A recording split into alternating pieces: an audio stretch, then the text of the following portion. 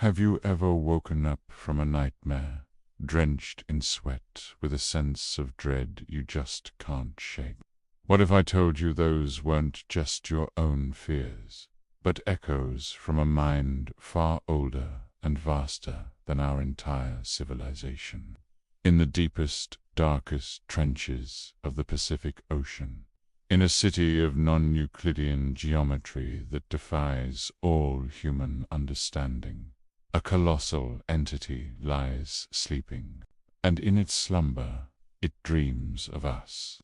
This being, whose name is said to be unpronounceable by human tongues, is most commonly known as Cthulhu. It is not a god in the way we understand them. It is something else entirely, a great old one, a cosmic being from the stars who reigned on Earth long before the first humans ever walked the planet. Its appearance is the stuff of primordial terror, a mountainous, vaguely humanoid form with a pulpy, octopus-like head, a writhing mass of tentacles for a face, and vast, dragon-like wings on its back. Its sunken city, Rlyeh, is a nightmarish metropolis of slimy green stone and cyclopean architecture, built with angles and dimensions that are alien to our world. It's a place that would drive any human observer to the brink of insanity just by looking at it. And it is from this abyssal prison that Cthulhu's psychic influence seeps into the world. It's a constant, low-frequency broadcast, a telepathic whisper that worms its way into the subconscious minds of sensitive individuals, artists, dreamers, and those already on the fragile edge of sanity.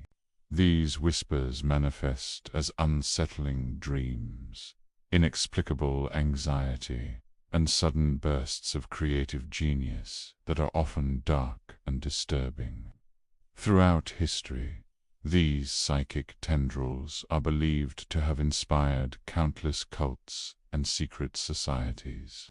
These groups, scattered across the globe from the Louisiana swamps to the icy mountains of Tibet, worship Cthulhu as a god. They perform unspeakable rituals and chant forbidden phrases, all in the hope of hastening his awakening.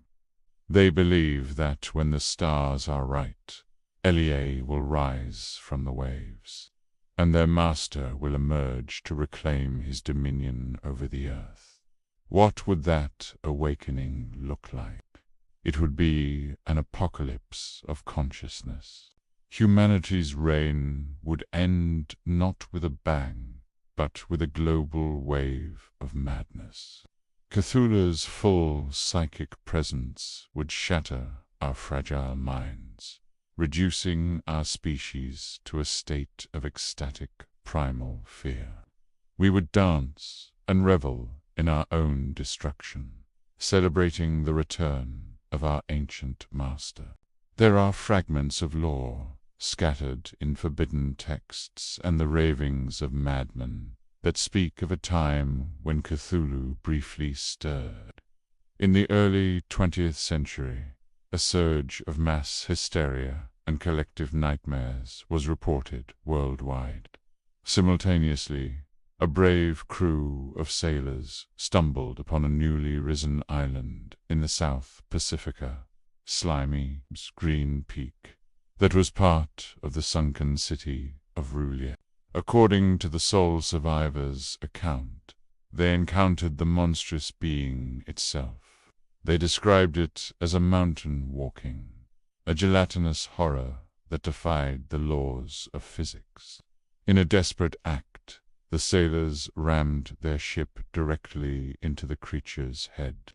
It burst apart in a shower of putrid ichor, only to instantly begin reforming itself. The ship managed to escape as the monstrous city sank back beneath the waves, taking its slumbering ruler with it. The crew, save for one, either died from sheer terror or went completely mad. This event serves as a chilling warning. Cthulhu is not truly dead, but merely waiting. The phrase repeated by his followers echoes this terrifying reality. Fanglioi meglanaf Cthulhu, le gwanogl fatan. This roughly translates to, in his house at Rlyeh, dead Cthulhu waits dreaming. The implications are staggering. Our understanding of reality, our sciences, our philosophies, they are all just a thin veneer over a chasm of cosmic indifference. We are not the masters of this planet.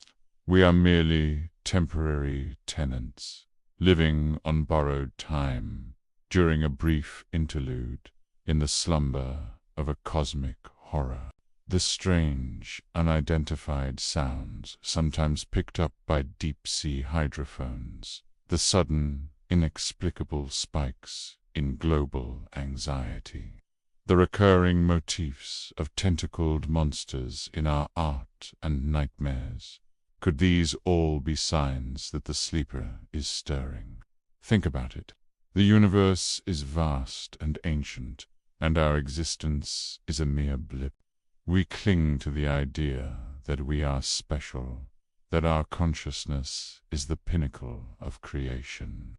But what if we are nothing more than ants on a log floating down a river, oblivious to the immense leviathan swimming just beneath the surface? What if our deepest fears are not irrational, but are actually a primal intuition, a racial memory of a time when giants walked the earth? The cults believe that the day of awakening is drawing near. They watch the stars, perform their rituals, and wait. For them, it is a day of salvation. For the rest of humanity, it would be the final, terrifying realization that our place in the cosmos is utterly and completely insignificant. The world would not be destroyed. It would simply be taken back by its rightful owner. Man, unable to comprehend the sheer scale of this new reality, would simply break. So, the next time you feel a shiver of unexplainable dread, or wake from a dream of cyclopean cities and vast, dark waters, ask yourself, was it just a dream? Or were you, for a fleeting moment, tuned into the slumbering thoughts of a dreaming god? The stars are slowly aligning, and deep in the Pacific, something is waiting, and it is dreaming of the day it will wake up. Thank you so much for joining me on this journey into the abyss. If you found this unsettlingly fascinating, be sure to hit that like button. Subscribe for more explorations into the unknown, and ring the notification bell. Let me know in the comments what you think. Is this a forgotten myth or a looming reality? Stay curious and stay vigilant.